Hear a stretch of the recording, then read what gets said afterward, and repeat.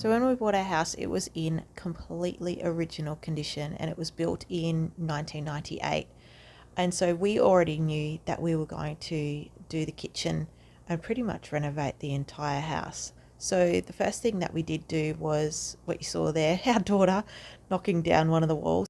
And that really made way for when we tiled the rest of the house, but we kept the kitchen just a concrete floor because we knew that we'd knock the kitchen out soon. And enter the greatest store in the world.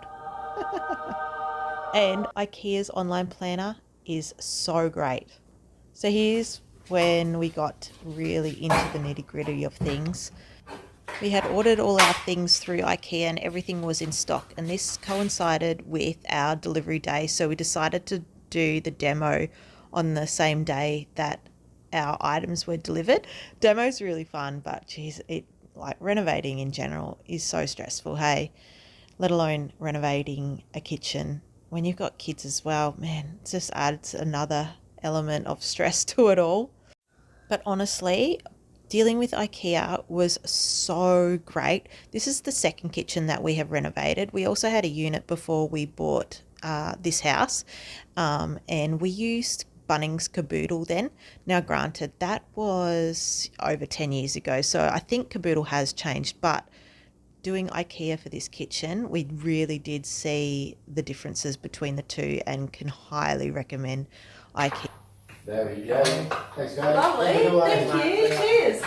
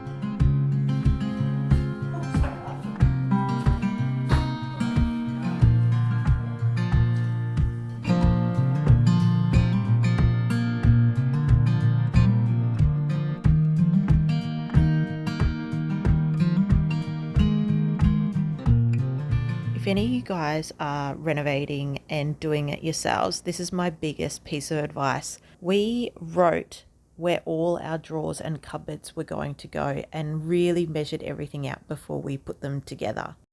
Another great tip, guys, is to actually, when you get your IKEA packages, to put them in piles of how they go in your kitchen. So like in drawers, cabinets, etc.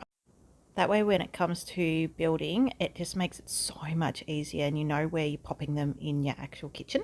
I think that's the basic premise with most IKEA things, isn't it? So sort of just make it your life easier because, you know, you are doing it yourself, so it can be quite tricky. And this was the finished product, guys. We sent this picture to my parents actually, and they thought we were bonkers that we got a blue kitchen. So before the benches were popped on, we actually had to tile the rest of the room. Because we had waterfall edges on the island, we had to have the floor installed before the benches were installed. Then we tiled the splashback, and here's the funny thing, guys. We had originally planned to do brick, but instead Lee went gung-ho and did it in this stack style, and I got home and I was like, oh, well done, darling, but weren't we going to do brick?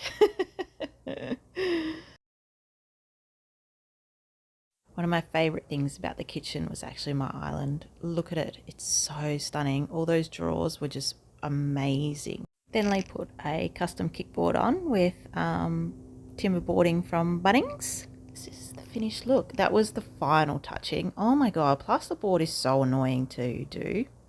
And here's a quick before recap and after. Oh, just love it. So clean and crisp and white, and it's so nice not to have that concrete floor anymore. Love the kitchen so much.